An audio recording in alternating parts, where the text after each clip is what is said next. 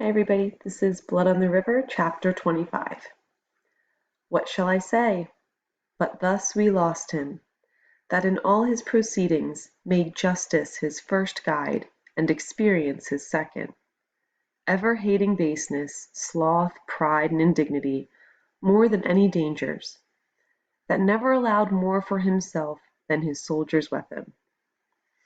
That upon no danger would send them where he would not lead them himself.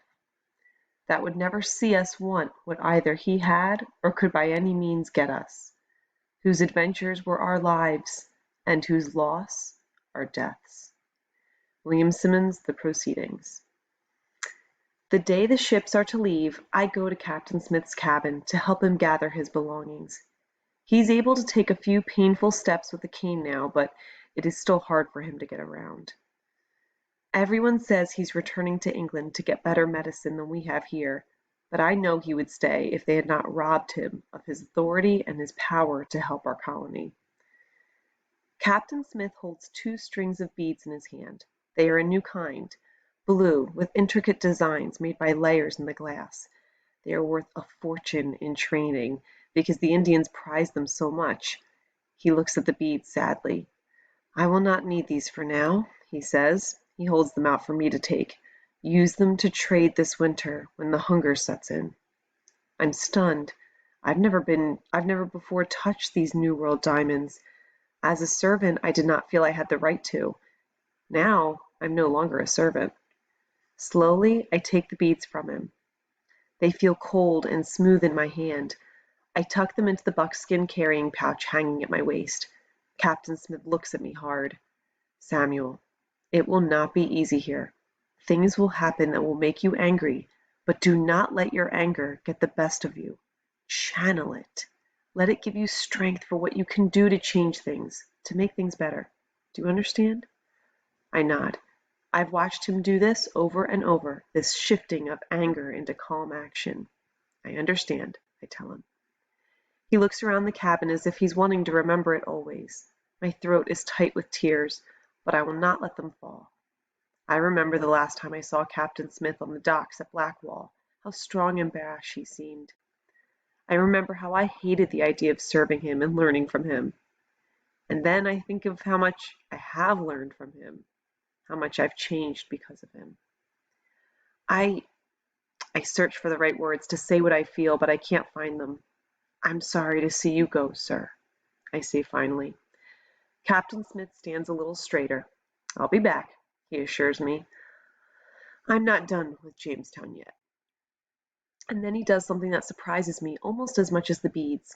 He reaches out his hand to shake mine, as if I am his equal, as if I'm a man.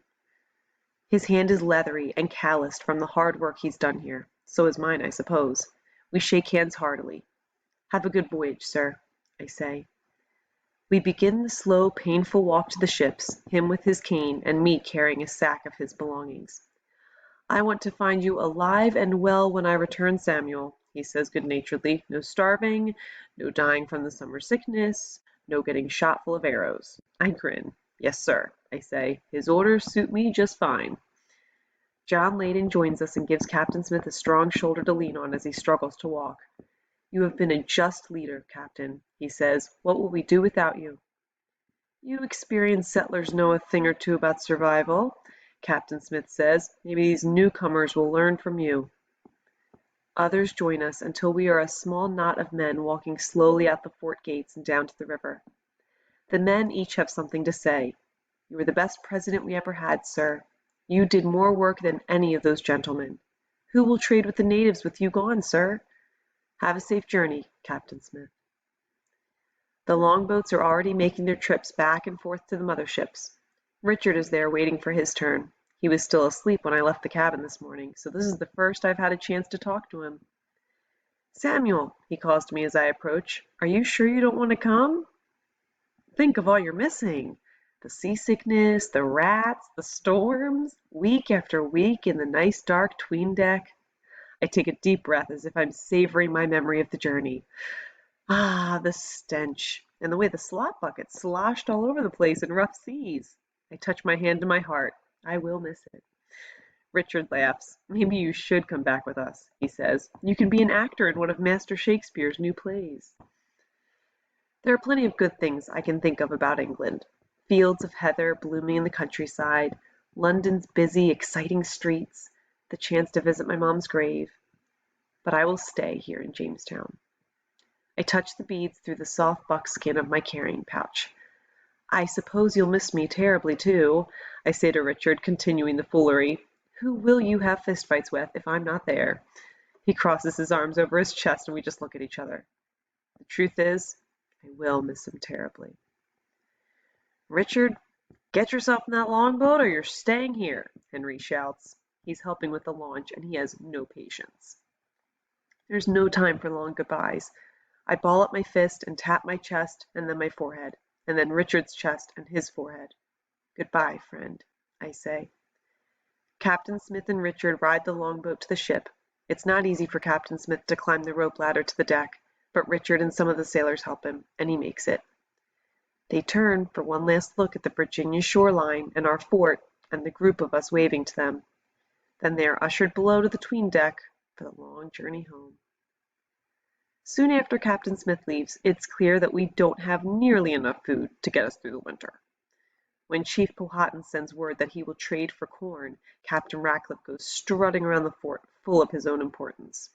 I will take 50 men, he announces. We will have piles of copper and beads, and will bring back plenty of corn to feed everyone. Captain Smith was not the only man skilled in trading. You'll see how quickly we forget he was ever here. The new colonists are happy. They trust Captain Ratcliffe, and they feel confident we'll be eating well all winter. But I still see that noose, ready to strangle our colony. Then something happens that does give me hope. Hope for me and John Leyden and his family. Master Percy says we will build a fort at Point Comfort, about 30 miles downriver from Jamestown, near where the river meets the Chesapeake Bay. From there, we will be able to protect Jamestown from a Spanish invasion.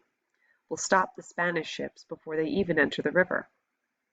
Soldiers will work to pile up dirt and mount artillery. John Leyden and I are being sent to build cabins for the fort. We will call our fort Algernon. I fear what will happen in Jamestown this winter with its overcrowding and lack of food. And Jamestown is the heart of our colony. I believe that if the natives attack, it is Jamestown they will attack. But at Point Comfort, we will have only about 30 men to feed. We'll have our own hogs, fish to catch, and oysters to dig. We will be just across the river from the Werskeok village, where the people have become like my family, and very near the Kekotons, who have been our friends because Captain Smith often stopped in to see them on his voyages. I have the blue beads and my Algonquin words. I will be very glad to spend the winter at Point Comfort instead of Jamestown. I happily gather up my belongings for the move to Point Comfort, and then I go to the Leydens' cabin to offer to help them pack. When I enter their cabin, John is packing up his carpentry tools. Anne is sitting quietly watching him, while baby Virginia sleeps in her cradle. Are you already packed? I ask Anne. She looks down and shakes her head. John doesn't even glance at me. I frown. Why not? I ask. The barge will leave tomorrow morning. She isn't coming, John says quietly. What? I blurt out. But you have to come. No, I do not, Anne informs me. I finally have lots of other women here to talk to and help me with the baby. And I want to stay safe within the Palisades, not out there in the open, unprotected from the Indians. John will come to visit me whenever he can. I will stay here in Jamestown. I sputter, not believing what I'm hearing. It is much safer at Point Comfort, I tell her. Our neighbors are the Kekotons, our friends, and the Werskeoks. I know everyone in the village by name. I can trade if we run short of food. Anne shakes her head. I've made up my mind, she says. You won't be safe within the palisade, I insist. The new settlers have made war with the Powhatans. John, tell her what it was like when we first got here, how we couldn't even step outside the palisade to hunt without being shot at, and men starved. John stops working for a moment. I told her, he says. She is stubborn and knows what she wants. Then order her to leave Jamestown. I nearly shout it. John looks up at me, one eyebrow raised. I realize that I have said a stupid thing. It is not in his nature to order his wife to do something against her will. She wants to stay with the other women, he says. I won't take that away from her. Anne crosses her arms over her chest and gives me a self-satisfied look. Besides, she says, our leaders are not at war with the Powhatans. Chief Powhatan just invited Captain Ratcliffe to come to Werowocomoco to trade. They will have a feast and entertain them with dances, just like you told me about, and they'll come back with lots of corn. We will have all we need to eat in Jamestown this winter. We won't even have to go out of the palisade. I want to grab her and shake her, shout into her face, there is no safety in Jamestown. I am seething with anger. Why can't they see? Why won't they listen to me? I want to punch something. I ball up my fist, ready to slug the wall. Then an image flashes in my mind of Captain Smith, ready to lose control of his anger, then of him taking a deep breath, focusing, calming, devising a plan. I hear Captain Smith's voice in my head. Samuel, do not let your anger get the best of you. Channel it. Let it give you strength to change things. I take a breath, try to calm the fury inside me.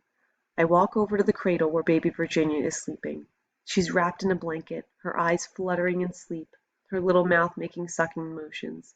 She's so new, so innocent. I look at Anne. She's young and innocent too, only 15. And she's naive. She trusts Captain Ratcliffe to keep her safe and fed. Suddenly, it's Reverend Hunt's voice I hear in my head. You must learn to make decisions out of love, not out of fear. I take another deep breath. My anger is focused. I've made a decision. I have a plan. I believe Reverend Hunt would approve. I've made this decision out of love. I'm about to steal a baby.